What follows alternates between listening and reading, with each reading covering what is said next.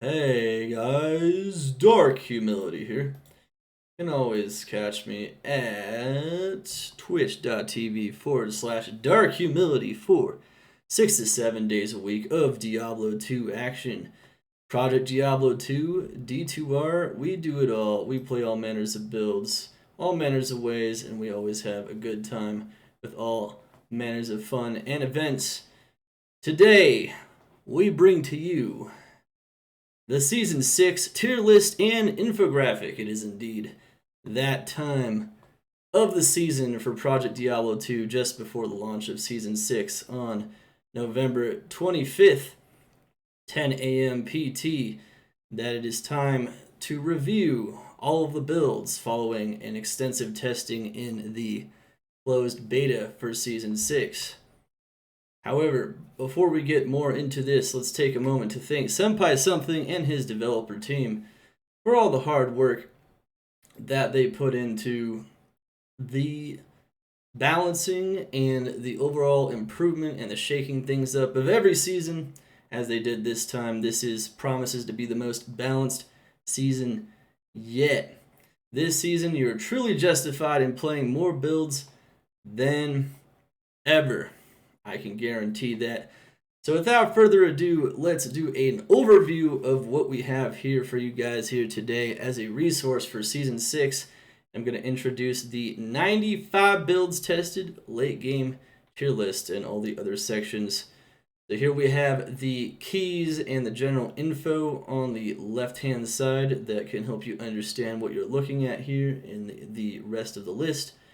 And then here we have the late game mapping tier list, which includes info on whether or not it is optimal or viable to fortify maps on these builds. As you can see, they're all organized by skill tree and by class, which is really awesome stuff. What's up, everyone? We're just starting the tier list video. You are free to ask any questions you want and let me know what you think about anything as we do this. We'll have alerts disabled and everything else of that nature, but besides that, have a good time and enjoy.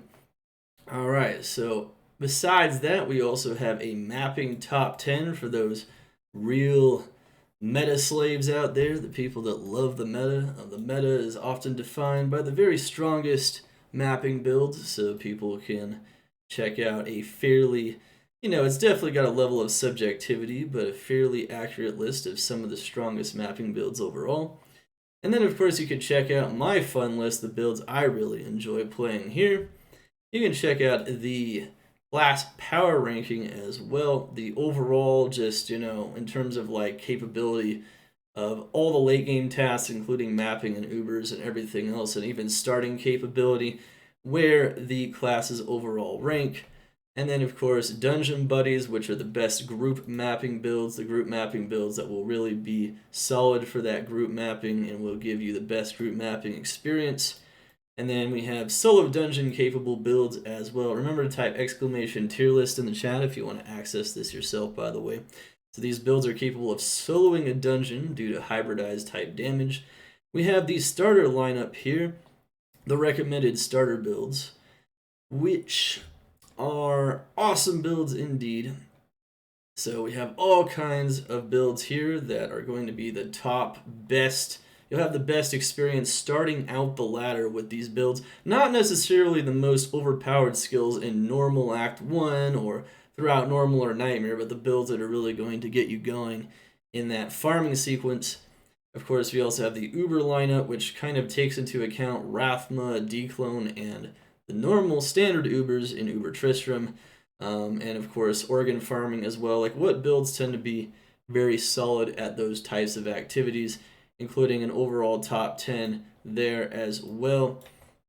And on the far right side, we have a Season 6 map tiers and immunities section so that you guys can be updated on the current immunities that are on each map. So you know which maps are optimal for each build and their current tiers, as they've been shaken up quite a bit in Season 6. So that is a nice, very short tour of the Season 6 tier list and infographic there. My goal with every time I make these resources here, or this particular resource at the beginning or before the PD2 season starts, is to help people that don't have as much time to play or test themselves so that they have the best possible experience and are not experiencing incredible frustration at trying things that don't work maybe as well as they want them to, or they really want to make the most of their time so they can farm up and work towards builds they know are going to be up to the standards they're looking for. Of course, it also helps people identify which builds, if they are a hipster, that they might actually enjoy playing that are not the strongest builds as well, so they can know, hey, look, this build actually works and I have a lot of fun playing it. Definitely a lot of those people in PD2, which makes sense because it is the biggest alternative to D2R, and it is not the standard game. You know, a lot of people that play this don't care about the graphics, so they're already a hipster in a lot of ways to begin with. So definitely a good way to identify other very cool builds that are still solid. I know I always say this every season, but this is the most accurate tier list ever. 60 plus hours of testing builds this time, near the highest level, near the highest gear level for the purpose of standardization. No corruptions, of course, for testing, so we can, simulate socket corruptions, but that's about it. So we get near the highest level, so they're all tested at about the same gear level. If you try to test it like a middle gear level, it's very subjective what middle is, so we just try to pretty much make the builds almost as good as they possibly can be, barring, lack of certain corruptions. Which means that, most of those corruptions would just help with, like, tankiness anyway, and not, like, the smoothness of the build and how fast it goes. But yeah, that's what we do. Of course, remember, it is always possible to make arguments for things moving up and down and whatnot. Like a third of a tier or so, which is really good. But yeah, I mean, it's always possible to do that. I mean, there is definitely a level of subjectivity, no matter what we do. I do try to test things like according to a very strict level of standardization, though, in their best case scenarios, though not their worst case scenarios, so that you can really understand how strong these builds are overall. This resource is for both softcore and hardcore players, with a big softcore bias, because if anyone's watched me test, even though I'm a hardcore player myself, they will know that when I test, I max out damage. As a matter of fact, tank stats, because a lot of those come from corruptions and other things, aren't as prioritized. We're really just trying to find out how fast the build can go through its strongest maps. But yeah, I mean, if you're playing hardcore, you should just assume that everything is going to be slower across the board at roughly an equal amount, because you're just tanking up a bit more, you're losing some plus skills, you're losing some negative res, whatever it is, across the board it's roughly even, so you can just assume that this tier list is relevant for both softcore and hardcore overall. But yeah.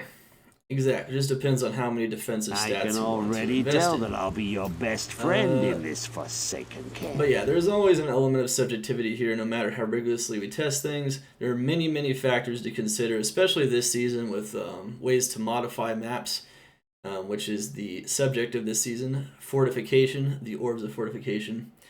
It is possible some things could still change before launch, so keep an eye out for those changes on the sheet itself, which will be posted in the first pinned comment and the description below in this video. Chapters for each build will also be available. Also, several builds will be featured on my YouTube shortly. I'll be posting testing footage that is relevant from when the build was last changed in terms of the beta patch notes as they came out, so you can see just how strong that build is going to be, most likely, when the season actually launches.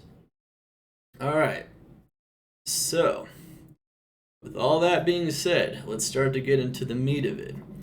So, we have here the info panel here on the left side, so let's talk about it a little bit.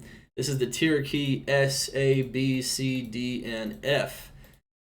These are the criteria I use to put these builds in, and this is really a proof of just how balanced this season is and how more balanced it gets all the time, is that there are tons of S's and A's. That is the vast majority of builds. That's how good the developer team has gotten now that we're in Season 6. Builds are either considered to be, in my estimation, strong and balanced, or they are a bit overtuned, or just considered to be the best builds. I like to use the word overpowered. It's kind of half troll, but there is some truth to it that these builds are extremely overloaded once they become powerful. There's nothing necessarily wrong with that, though, as we'll talk about soon. But yeah, so these are the strongest builds. The S tier builds are the very strongest builds for late game mapping. A tier builds are strong and balanced. I consider them to be solid builds for mapping. Decent and effective. This is a build that you can definitely map with, and it will get progress, and it won't feel too frustrating. A C tier build starts to feel a bit more frustrating in some ways. However, it is definitely feels doable and it's possible, and it doesn't feel too bad. And anything in the F or D zone is terrible. I recommend avoiding those builds for mapping, as it will feel frustrating without exception. There aren't many of those builds, but there's a few possible of those builds that do exist, and it is important to know which ones they are. Alright, so we have here the sub tiers as well. So we have pluses and minuses, and there are some that don't have any at all. Those are right in the dead center of the tier, and these are at the low end and at the high end of the tier. Mapping primary factors. So this is the primary thing we use to judge the tiers, as we have throughout previous installments of this tier list, and we continue to, as it is the most accurate way and the most fair assessment of how strong a build overall is how fast it can clear its best maps. That is the best way to evaluate builds. I mean, there's definitely, expense and gear level is somewhat subjective. Every build at its very highest level, especially this season, I would say, builds are even closer in terms at their highest level of being very similar expenses. Now, there's some builds that are slightly more expensive than others, or much more expensive than others at their highest level. However, it's not as big of a deal. To some minor extent, I would say probably even less than previous seasons, we still consider, though, safety and survivability and expense and gear level. But with the right gear and seeking the right level of power, it's not very different from build to build. So the main thing really is how fast the build can go, how fast it can smash monsters, how fast it can get that double loot, or effectively it can get that double loot if it's a fortified map as well. Alright. So, we have here fortifications. So, fortification is the new feature in Season 6. Yeah, type exclamation tier list to pull up this list and to view it live as we were making this video. Thank you there, Dclone, for that compliment there. Alright, so fortification. Fortification. So this is referring to the Orb of Fortification. What does an Orb of Fortification do in Season 6? An Orb of Fortification will increase the damage of all monsters in that map by 20%. But most importantly, it will also have the density that is showing on the map. It will have the density, it will increase their damage by 20%, it will increase all the monsters' health by 100%, so it will double their health. But most importantly, what makes these maps worth doing is double experience from the monsters that are in there. So, half the monsters, but double the experience, and double loot. So, a lot of builds that aren't necessarily geared towards high, very fast density clearing, but have less AoE, but have a lot of damage in a small area, tend to do very good in these maps.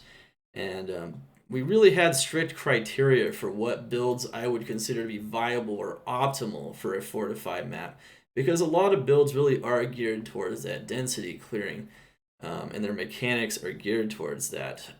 However, there are many builds that are good for this. A lot of builds that you will see, though, aren't necessarily recommended for fortified maps.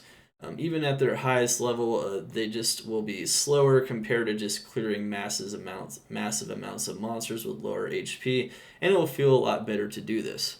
But it really does depend. I feel like fortified maps are extremely balanced, even though it's a new feature this season. So test it for yourself, just see how your build does in these types of areas.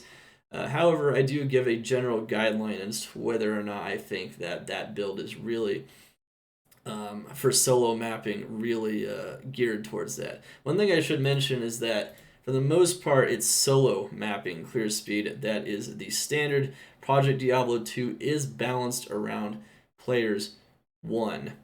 It's not balanced around builds being able to clear in players 8 like D2R is, which is a bit different.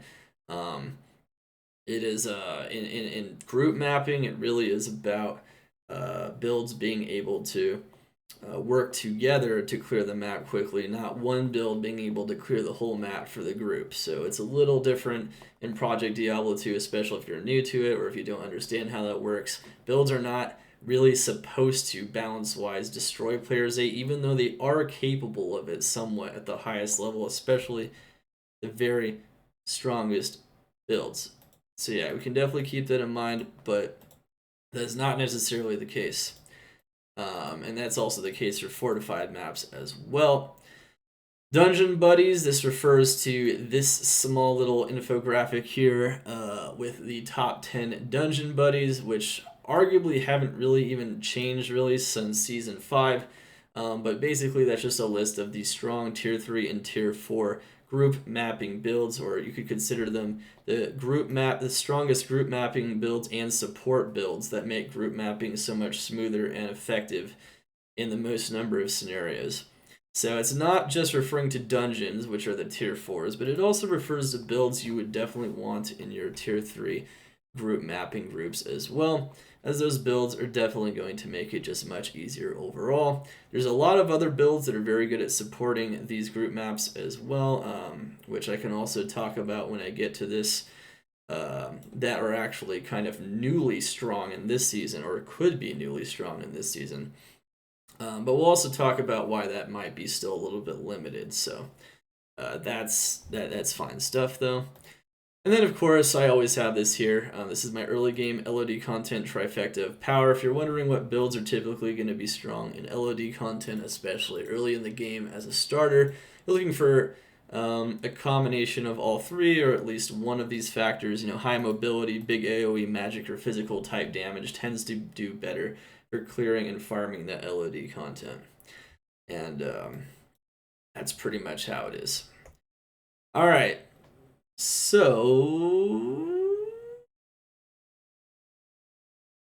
of course, we'll have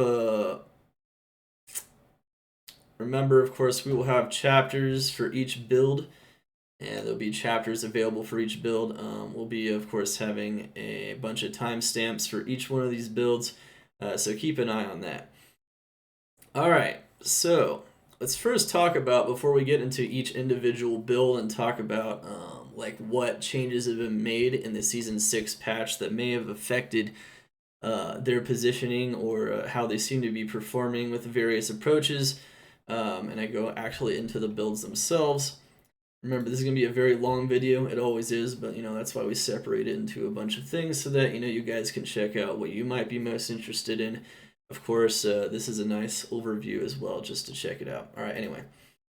So, first, let's talk about, though, before we get into the individual builds, as I was starting, the biggest movers of the late game mapping tier list. So, what were the things that caused the most builds to change tiers from the last season?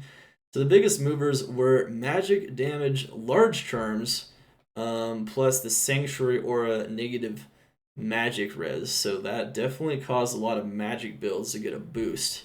Magic damage particularly, things like Teeth and Hammered In come to mind. Another big mover was the Orb of Fortification. A lot of builds that had limited AoE, but a lot of single target or limited AoE damage.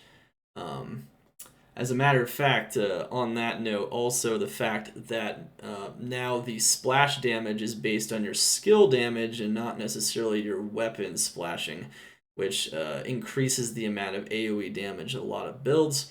So on top of that, plus the Orb of Fortification, you see a lot of movement as well. Some of those builds are benefiting from that to some degree when it comes to how effectively they can map. The removal of global cooldowns. So the removal of global cooldowns is a pretty big mover as well. That particularly becomes relevant when we talk about the Fire Druid and similar builds around that, and why maybe they gain quite a boost from that as well. New rune words, so Asylum and Shattered Wall. There's actually a couple of new builds as well. You'll notice there's probably about 10 new entries since the last season as well. And some of those are due to the new rune words. And of course, the fact that Asylum has the Sanctuary Aura, which we mentioned, now has negative magic resistance. So that's a pretty big thing. More accurate retesting and assessments with optimal gear. So I do admit that, every season, as accurate as we try to make this tier list, or as accurate as I try to make it through testing, there are some builds sometimes I test improperly. So there's a couple of those. One of them this season might have been Dragon Tail from last season. However, Dragon Tail was also gained quite a bit from Fortification anyway, but you'll see a couple of builds maybe suffered last season from improper testing, and now they have been tested more accurately with a lot better and effective gear. Another thing that can affect a build's position is just their relative position compared to other builds. As other builds maybe get more stronger, maybe that looks weaker by comparison. And of course, opening up of more mapping options. So you might have noticed from this infographic I introduced in the beginning that this here is indeed, they shook up the map tiers. They shook them up quite a bit. And of course, they also removed a lot of immunities, which means more builds can now map in more areas, which definitely opens up some areas that they can be even stronger in some ways. So that's really cool stuff.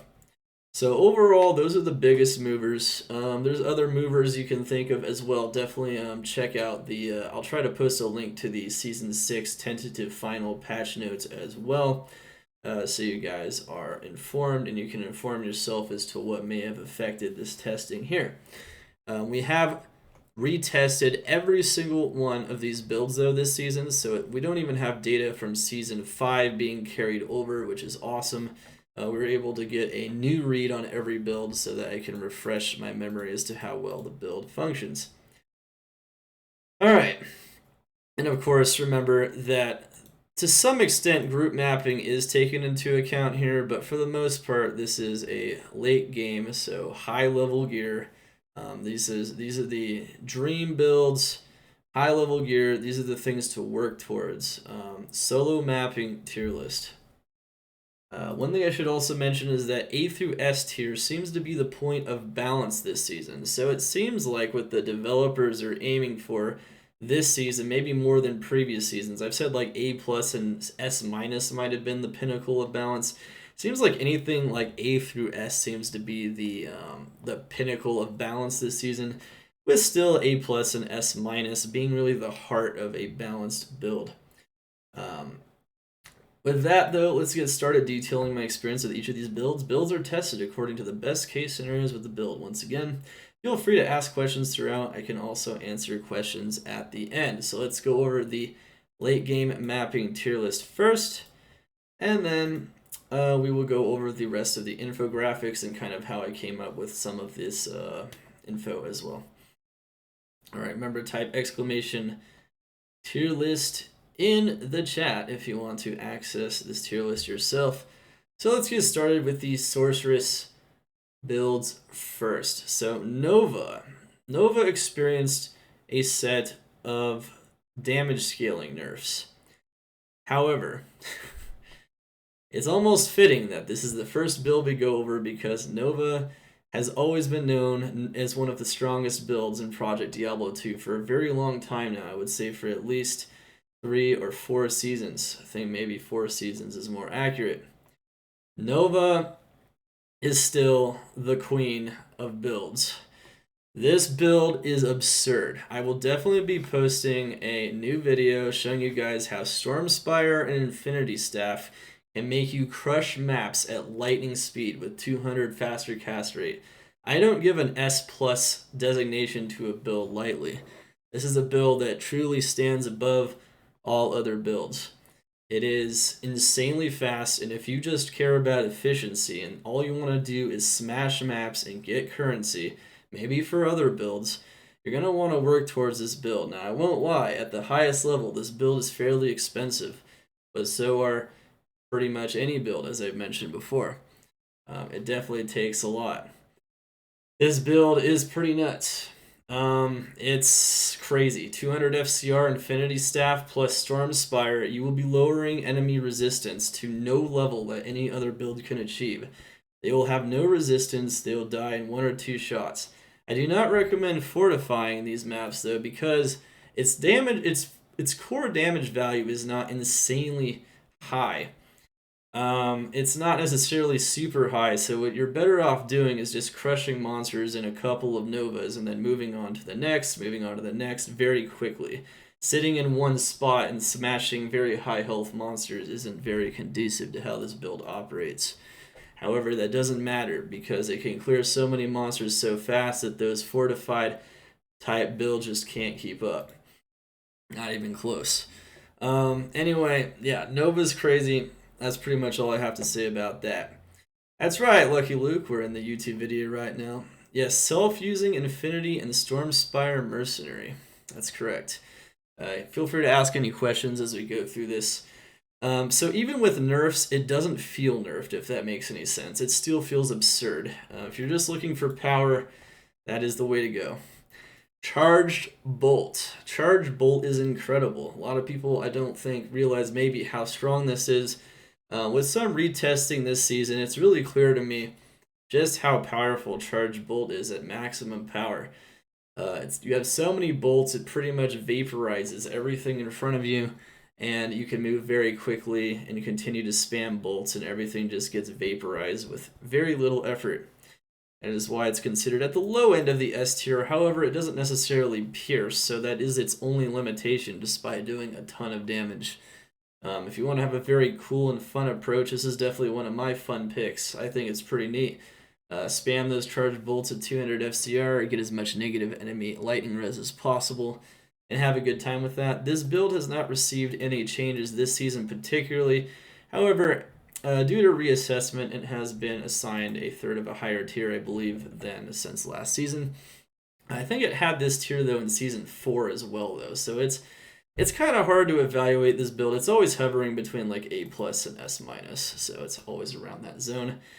Of course, Nova is still the same as well, but despite nerfs, which is interesting. Chain Lightning and Lightning. Alright, so Chain Lightning and Lightning, I actually played this build extensively in Season 5, and of course we retested it in Season 6. This build has not received any direct changes, so it is still a powerhouse. I played it, Ming Song's Lesson. You can play it with other types of gear as well, and more defensive options. But at any rate, Chain Lightning and Lightning absolutely shreds maps and destroys them, especially narrower maps with hallways. It crushes them. Because that Chain Lightning doesn't chains from one monster to the next, you don't need a very high density map for it to be effective, and it does a ton of damage, which is an argument for it being a possible fortified map. Charge Bolt, once again, it doesn't pierce and whatnot, so it's a bit limited. You kind of want lower HP enemies, so that's not really a good idea. Also, it thrives a bit more off of density, but any ability that kind of chains from one monster to the next and you have to wait for that to happen, really high density can actually sometimes slow it down, so it might be a good idea to fortify your map, but it's fast no matter fortified or not, so you can do whatever you want on that build. Very strong stuff. Melee Sorc, Zeal Bear Vengeance. Alright, so we retested some of the Melee Sorc type builds this season. It was tested a lot last season as well. Dream Aura level has increased to 14. Holy Shock, making it a little bit stronger. It's definitely hitting pretty hard, and because of the lack of AoE, but being able to hit extremely hard with large damage values, Fortification is a pretty good idea, possibly on a melee Sorc if you decide to go the Double Dream route, or decide to go Vengeance with Kingslayer, or whatever you would like to do. Of course, the Werebear Sorc as well, using Beast to turn into a bear with normal attack, which is a little slower because you have to transform into a bear after teleporting right before attacking, but it hits harder. So, kind of just depends on what you want to do, but in general, the melee Sorcs, which use Lightning Mastery, which is why it's in the Lightning tree, are an effective approach at the high end, but you wouldn't necessarily consider already these tell the most that I'll be your best friend in this forsaken They still camp. suffer a tiny bit, I'd say, from the fact that Dream is still not level 15, which is where it was at in LOD. Frost Nova. Frost Nova is still among the very strongest builds. It is yet another Nova build. Nova builds are still insane at mapping. This is not something that has changed since Season 5. Frost Nova, though, like all Novas, I believe, every Nova in Season 6 incurred nerfs to the best of my knowledge, and this one also did encourage synergy and scaling nerfs. However, despite that, it is still just a touch below the level. Well, I wouldn't say a touch. It's actually a little bit significantly weaker than Nova, which is why it's a third of a tier below it. Nova really truly stands above. It also has a very easy path to super strong energy shield as well, because telekinesis is a synergy for Nova, which is what boosts energy shield. But the difference with Frost Nova, though, is Frost Nova is a little harder to get defensive stats on, but despite that, with the high damage items, it is still crushing face, killing monsters at lightning speed, despite not having lightning damage. It is a cold build, but doesn't matter. At any rate, Fortify, once again, it's a Nova build. However, there is one Nova build that's very good at fortifying for a different reason. But once again, damage values aren't insanely high, but the advantage of Frost Nova is you freeze the monsters, which provides a bit more defensive power than Nova does. Nova's relying more on energy shield. Frost Nova is relying more on the fact that you freeze everything. But of course, they both rely on energy shield to an extent. Very strong build, though. Frost Nova, despite receiving nerfs, is still among the very strongest builds in Project Diablo 2. So, these nerfs, I would say, mostly impact their maximum power and group maps, because before they had so much power, they were crushing even players 8 to some extent. Now, I'd say their power is still pretty absurd, but it's more reserved for lower player count. So, they've come down a little bit from the various highest level, but it's still pretty insane. However, what's interesting is that Frozen Orb is probably clearing at a very similar rate to Frost Nova now. And you can really see how ridiculously powerful Frozen Orb is once you get fully geared. It could be a Death's Fathom Medusa's Gaze build, or it can be some version of a Ming Song build that has a lot of negative enemy cold res, or a Doom build, or whatever. But at any rate, Frozen Orb is crushing maps. They are getting absolutely destroyed very quickly. And even though the attack itself might seem slower than Nova, its AoE is incredibly high. In maps like Cows and Ancestral Trial, and other new maps as well in Season 3 that are highly effective, it has done an insanely good job plowing through maps. So Frozen Orb is no joke. It is also safer than Frost Nova, even though Frost Nova is still crushing face incredibly fast. So that is one thing to keep in mind. Ice Barrage is doing less damage, as it doesn't pierce like Orb does. So its lack of pierce is the only reason why it's S- here. So it's not quite as insanely overloaded as some of the other Sorceress builds, as all the Sorceress builds pretty much, a lot of the primary ones anyway, in the Cold and Lightning tree are among the strongest builds in PD2. However, Ice Barrage, being as insanely strong as it is a little bit weaker for mapping. It's a lot better as a starting approach, actually, but same thing with Frozen Orb, but they're still very strong even at the end of the game. Frozen Orb is good to fortify on. Yeah. Yeah, so one thing to mention is Frozen Orb does so much damage that you can actually crush high HP monsters very fast. And it can do high density very well as well. However, with low density and high faster cast rate teleport, you can definitely make use of crushing high HP monsters with it as well. So I do think that fortifying is not bad there. Kind of like with Charge Bolt, though, with Ice Barrage, the lack of Pierce kind of makes it difficult, and it's going to slow you down quite a bit in fortified scenarios. However, you can definitely still make use of it to a large degree. Blizzard is very strong. I think I'll admit that last season I underrated this build. This might be one of the ones that, has definitely received a bit of a higher rating, not because of any particular changes, but also because comparatively it seems a lot stronger now. Fortify really makes Blizzard look really good too, as it does so much damage that it's almost killing fortified monsters at the same rate as it's killing non-fortified monsters. Blizzard doesn't necessarily have the craziest amount of AoE either. It just hits really hard in that area where it hits. So that's also bringing up Blizzard a little bit as well. So Blizzard is definitely looking a lot better in the Fortification Season 6 for sure. All these builds, of course, use very similar gear, and it's all just very strong negative enemy cold res, cold skill damage, high faster cast rate gear. Remember, Frozen Orb also uses lightning faster cast rate frames. The rest of them use standard Sorceress frames. Chain Lightning also uses the special frames as well, except not Lightning. Lightning now uses normal frames. So just keep that in mind as well. Glacial Spike. This is a new entry. So what's interesting is, in the patch notes, what really changed here. So even though not a lot of these builds explicitly changed, Frost Nova got nerfed, but you don't really feel it that much.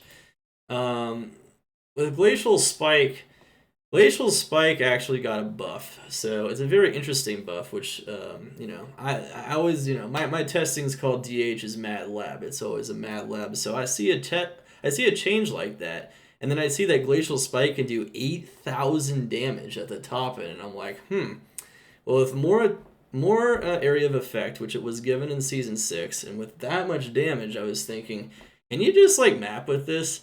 And sure enough, you could. The really good advantage, I'd say, of doing maybe a pure Glacial Spike approach is how safe it is. Glacial Spike freezes monsters in place. They cannot move, they cannot attack, they cannot do anything. So it's similar in some ways to Freezing Arrow, but it doesn't pierce, so it's not as strong. However, it hits insanely hard, and it actually destroys packs of cows or just dens packs of monsters at a rate you probably would think is not very possible. But it's doing a lot of work. Very, very strong. It's actually, in terms of mapping speed, I'd consider it to be very strong build. Strong and balanced is its rating at A. It's definitely significantly slower than the more powerful abilities, but it's it's definitely looking very, very strong there. Very, very strong. That's right, Mr. Normander. What does fortify mean? So we went over that in the beginning of the video. Of course, I can just tell you real quick though. So there's an Orb of Fortification in Season 6, which will allow you to get double loot, double experience, but the monsters are harder, and they have double health, and the maps themselves have less density, which is the thing that's mostly going to affect whether or not a build is good, because a lot of builds are geared towards density destroying, and builds that don't have, and when you don't have as much density, they can actually hurt the ability of the build to clear as effectively. But it depends on the build. So a build like Blizzard that doesn't have as much AoE might actually benefit from one of these fortified maps. Glacial Spike, on the other hand, doesn't pierce and seems to do better with more density. Less density, and it feels a lot less effective. So that's what we were talking about there. Alright, so Glacial Spike is a mapping approach now, I would say, with the increased AoE, so you can definitely check it out if you want. It's kind of neat. I might actually feature that one on a gameplay footage video so you guys can see that in action. It's kind of neat. Fire Tree. All right, so the Fire Tree is still the weakest of the trees for mapping in particular, not for uber boss killing necessarily, but for mapping. When it comes to the Sorceress, once again, this is the mapping tier list. Let's make sure we emphasize that. Some people get lost. This is not like an overall assessment necessarily. This is just how it performs with high level gear in mapping scenarios in terms of its speed and efficiency for the most part. All right, which takes into account fortification, but it depends. All right, anyway. It is a public list type exclamation tier list. Yes, you can access it here. All right, so anyway, Fire Tree, Combustion, Fireball. Combustion has received nerfs in Season 5. It has not received direct nerfs this time. However, Fireball got increased radius. This is a combined build. Fireball is never on its own. So overall, Combustion is still feeling pretty good, but because of the cooldown and whatnot, and the fact that Fireball still doesn't have crazy AoE, and Combustion is really bad with high HP monsters, so you wouldn't want to use it in a fortified map. It's still looking very strong and balanced. It's still destroying high density fairly well, but it's definitely a shadow of its former self. It used to be a very solid S tier build, especially like Season 1 through Season 3 and 4 maybe. So it's definitely still not, one of the strongest builds, as the upper end damage of Combustion doesn't even often kill the monsters in one shot in a lot of scenarios, even in its best maps. So that's important to keep in mind. All right, Meteor. So Meteor has actually seen quite a few improvements over the last few seasons in terms of its responsiveness, an increase in AoE, a large focus on physical damage, which actually makes a combination of like amplified damage from the mercenary, like an Act 1 mercenary from like Wrath and Witchwild Stringbow, things like that. Very effective in combination with negative fire res because it does both damages at equal amounts, and you can really hit insanely hard with Meteor. Meteor seemed very effective at clearing fortified maps with really high HP monsters. Not insanely good at density clearing though, because it takes a little bit for the Meteor to come down, so it's never going to be insanely fast anyway. But even, of course, in the case of a fortified map, it still takes a few meteors, and so it's not necessarily the most craziest effective approach, sitting at an A, very solid build. So it's not going to be very frustrating at all. As a matter of fact, it's going to feel very strong and effective. However, I actually recommend maybe checking out those fortified maps with it because it doesn't have as much AoE potential. And one thing to note is that even with high AoE, really what it's about is being able to clear the monsters and then have the mobility to move on to the next set of monsters, whether it's in a fortified map or in a high density map. So being able to clear and then move and clear and move and clear and move at a very fast pace is what's really going to get you into those upper tiers for the most part. So if you want to get those S tier builds, that's how it's going to look. So Inferno got a bit of a rework this season. It now debuffs fire res. Initially was really OP for mapping, and then it got I can nerfed, already and now tell it doesn't that I'll feel be very your best effective friend for in mapping this at all, forsaken but it still camp. has that debuff, which could be decent for group mapping. Overall, though, these approaches feel very bad for mapping Inferno, Blaze, and Firewall, even with maxed out gear. Nearly unplayable in some sense, but not quite. You can definitely make it work to some extent, but it's trash. And for that one, of course, fortifying doesn't work really either because it just doesn't do enough damage. The AoE of Firewall is so bad that even a lower density map in a fortified scenario isn't very good. So it doesn't do good pretty much anywhere. Inferno does lower the enemy fire res, though, so long as the Inferno is on it. You can play this as a support approach for a high damage fire build in a group mapping scenario, and that's pretty much the only thing that saves this set of abilities currently. Another thing to note is that Inferno, not as a farming approach maybe early on, I mean, it could be. You could farm a boss with it potentially fairly good. But Inferno is a pretty good starting skill as it destroys the standard LOD game fairly easily. So there are some bright spots, but not for late game mapping. Bow Enchant. Bow Enchant, this is a build that uses mostly Enchant, but also relies on a Dream to deal a lot of damage with the Widowmaker bow primarily. Of course, there's other bows you can use as well, such as Endless Hail. At any rate, it's a pretty solid approach overall, but it's still kind of slow. Doesn't have a crazy amount of damage. It is still a shadow of its former self. At one point, enchants were broken in Sorc. Bow enchant was crazy. Now it's still just effective and decent. And of course, that build I'd say maybe came up a tiny bit because of the increase in Dream's power and with the effective pre-buff that is necessary to do it. It also requires a lot of pre-buffing as well, which is something that definitely isn't necessarily optimal for a standard build. Alright.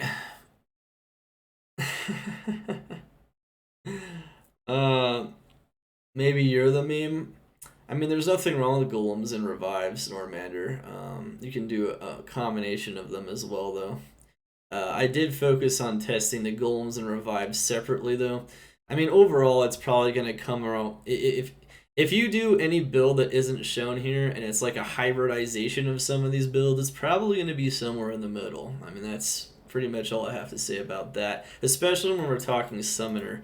I've tested so many summoner builds, and the one thing I've learned is that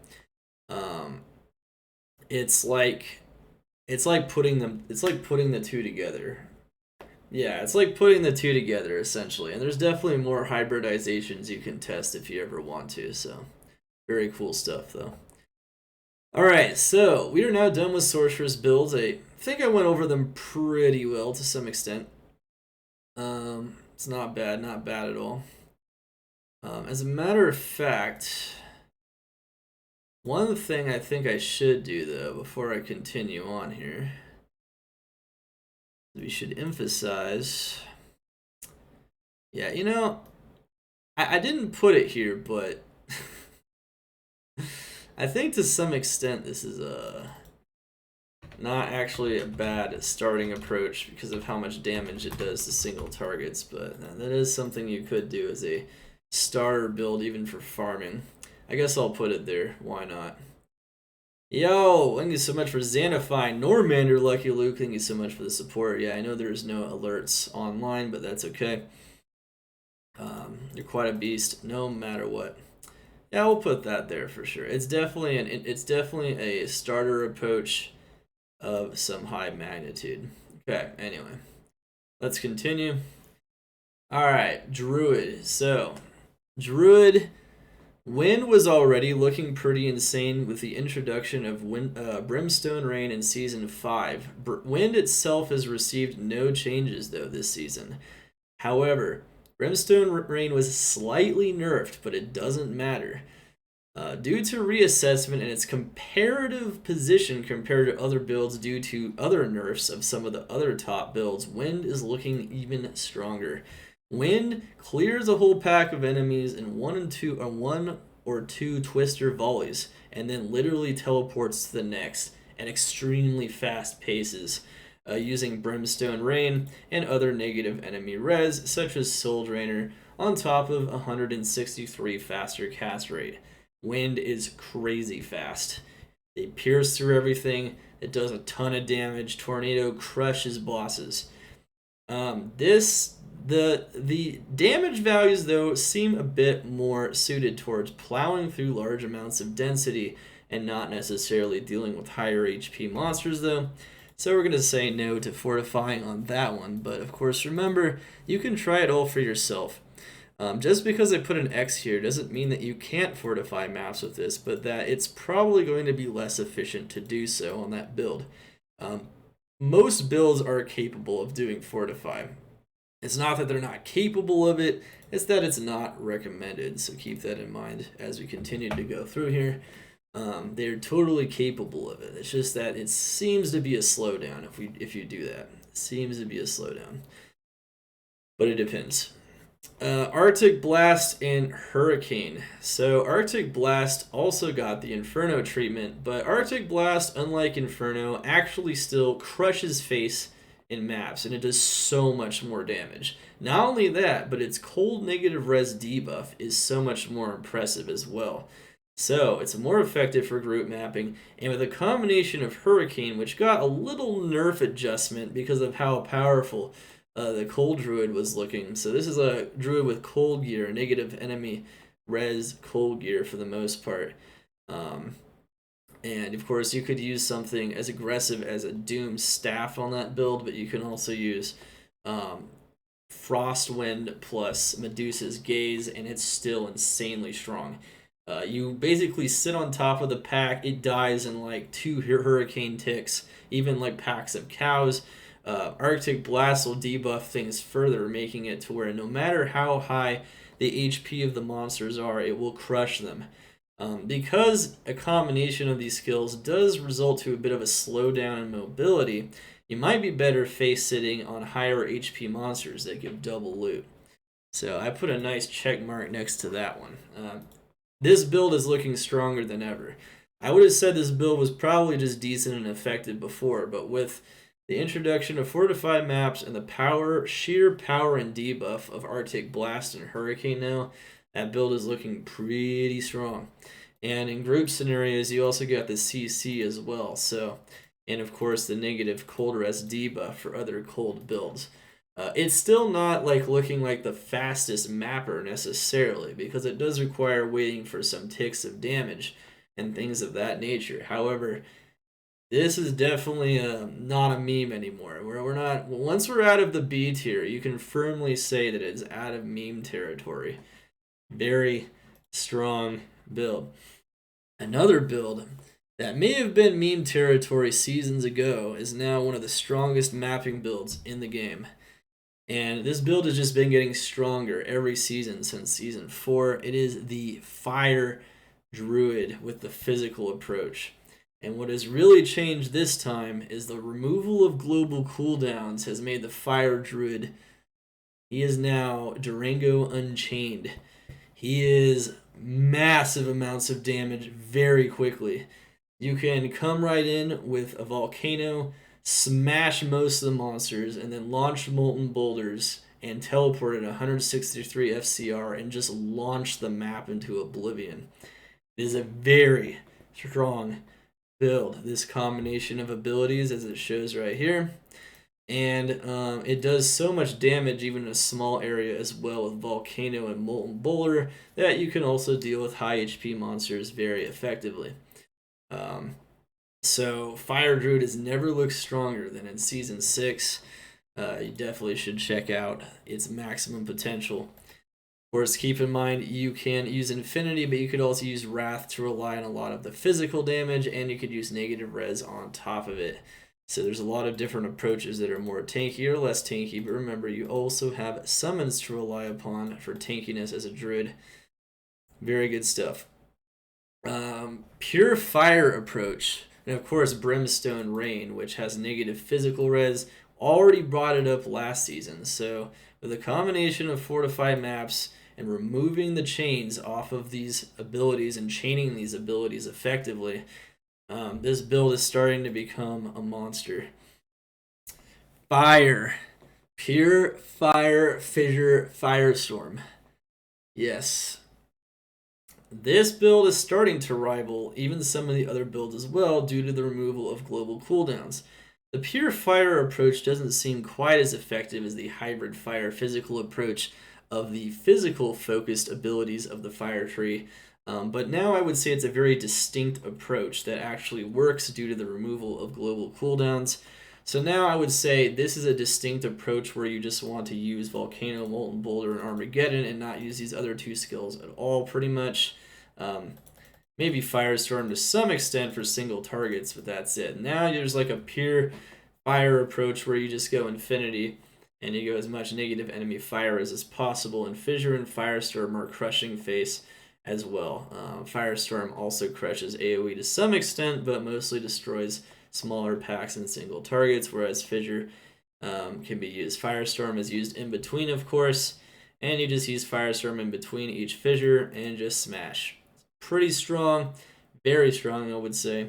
It has to be very strong to be even blue to begin with, as these builds are even rivaling a lot of their Sorceress counterparts, looking incredibly strong and powerful as they plow through enemies. And that is not quite as much single target damage focus though, so not quite as effective because Firestorm isn't quite Molten Boulder or Volcano, so it's not quite as powerful in that regard, so I don't really recommend fortifying. You can though. I was kind of on the edge on this one, so it's kind of up to you. You could probably definitely still fortify to general effectiveness on this build, but I had problems. Some of these it's really close, but you know, it's I try to be pretty strict with recommending fortify. It's not quite what it would do maybe otherwise. Volcano Fissure possible now. So these are two different build approaches. What I recommend is going like focusing on negative enemy fire res for Fissure and Firestorm, because that seemed to be very effective. And what was also effective with the removal of global cooldowns is focusing on negative fire res in combination with negative physical res. So amplify damage, brimstone, rain, things like that. That could boost the power of these physical fire hybrid abilities.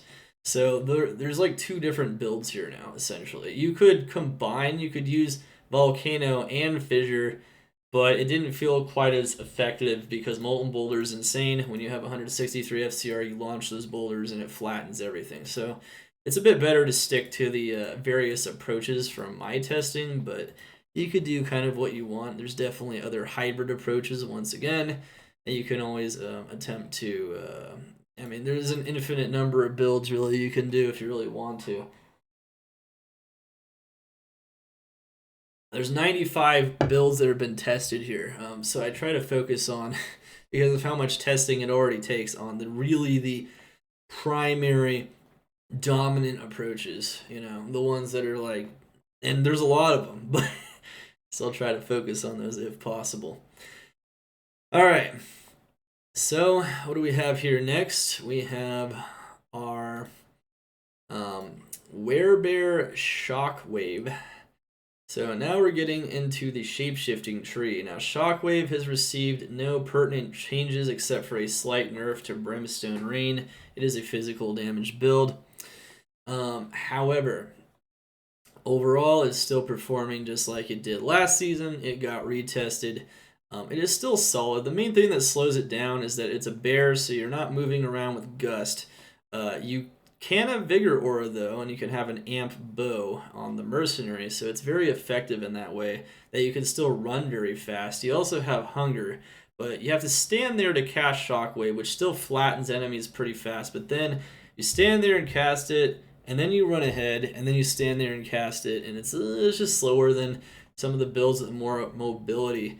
That's really the only thing limiting it to some degree. It also doesn't do 1 billion damage, and it hits everything in front of it. So it's more density focused and less focused, especially having less mobility at killing smaller packs of monsters with more HP, because it doesn't have that much damage. So I really don't recommend Fortify on that particular build.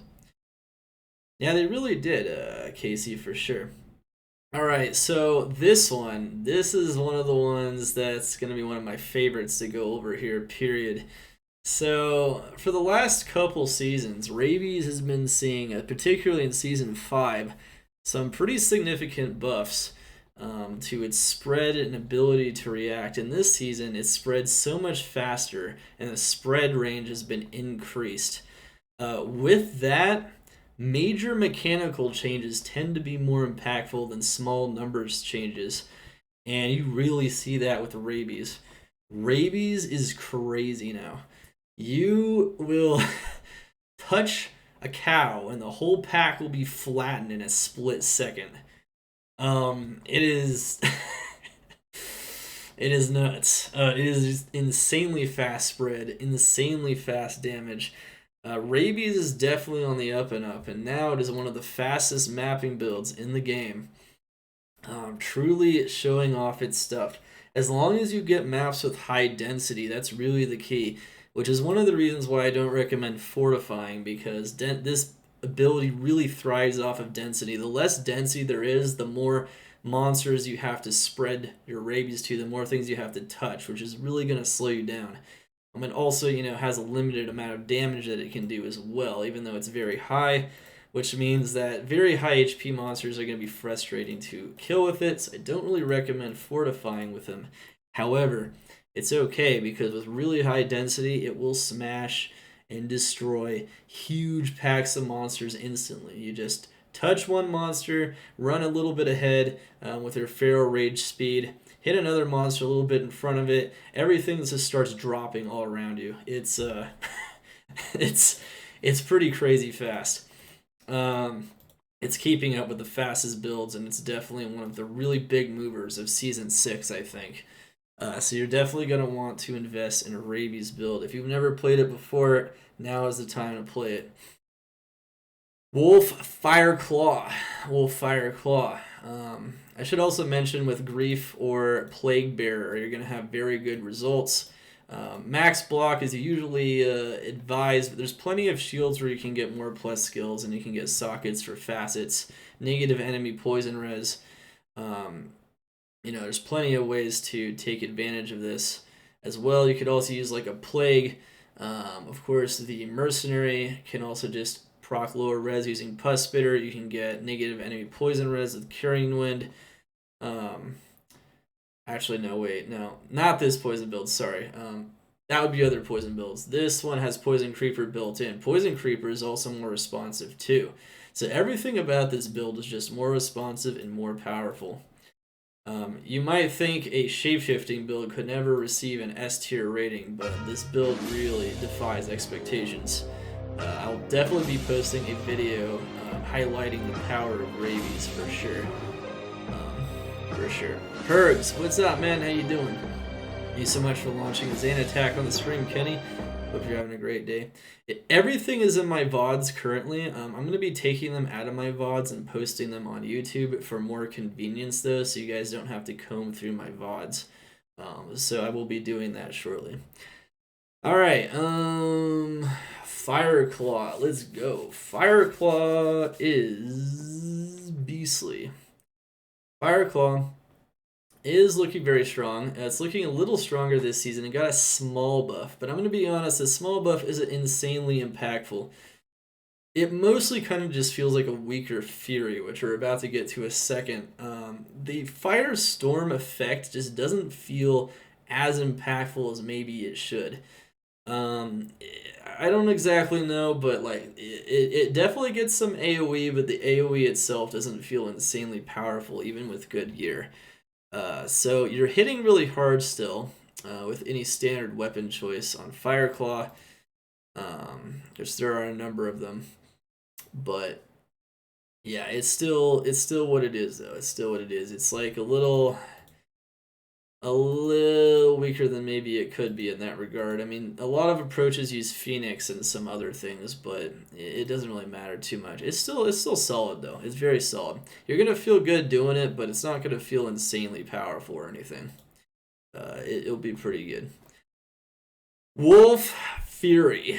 So with the nerf to Windhammer, you might think that the Fury Wolf is going to start sucking at mapping. Well, no, that would be wrong. One, the nerf to Windhammer is just 20 attack speed, which means with a good enough Windhammer, you'll be doing roughly what you were doing before, with slightly less damage.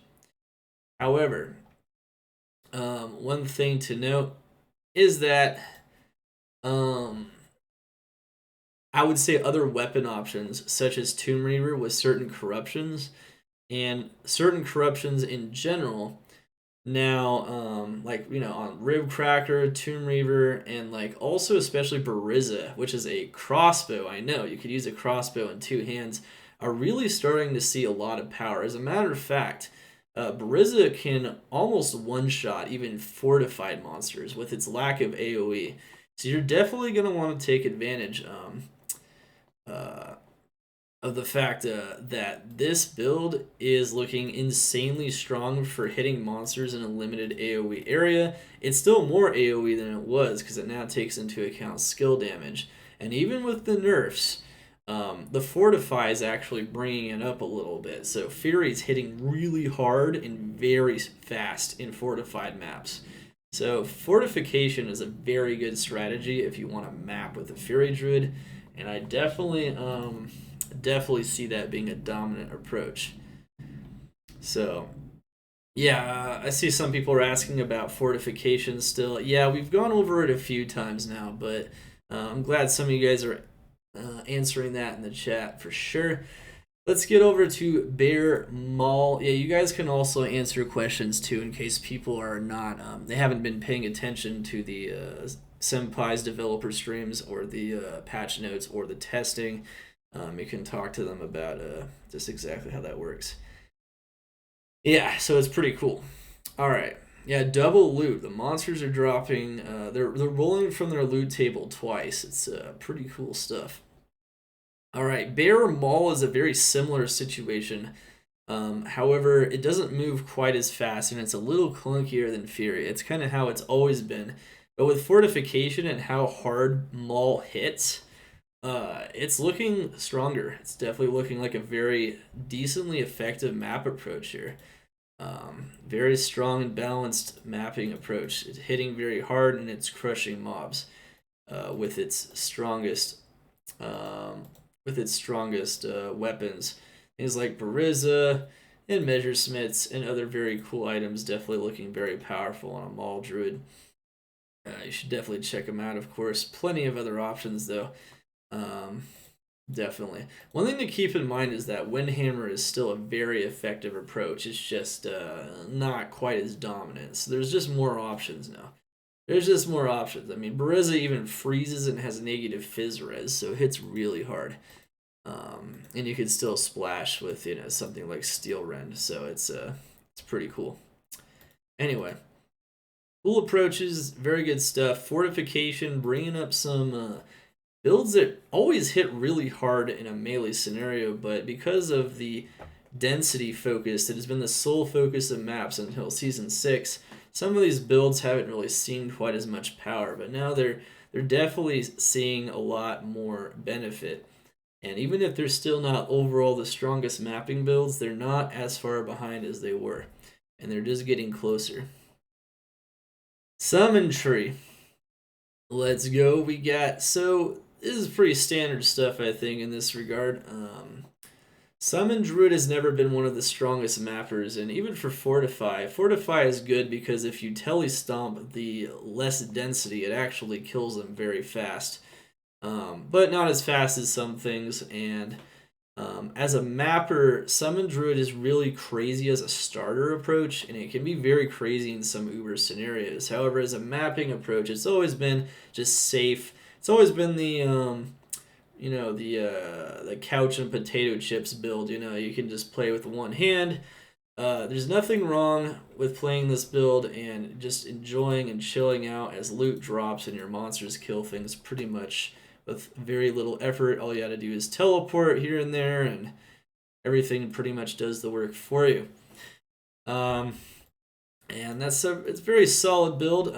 These builds should, in my opinion, never be the strongest builds because they require the least amount of effort and mechanical knowledge. So it's good maybe that it's not one of the strongest late game mapping builds anyway. But even given that, comparatively, I'd say the only reason why it fell, I think, a third of a tier is because of its comparable effectiveness compared to other builds with the new introduction of Fortification and some other builds rising the ranks. So it's still holding the line though. It still feels effective enough to where it's a pretty strong build. Yeah, it's a very good build, but we're not talking about ultra efficiency with it when we're talking about mapping, that's for sure. Summon Tree. All right, so this one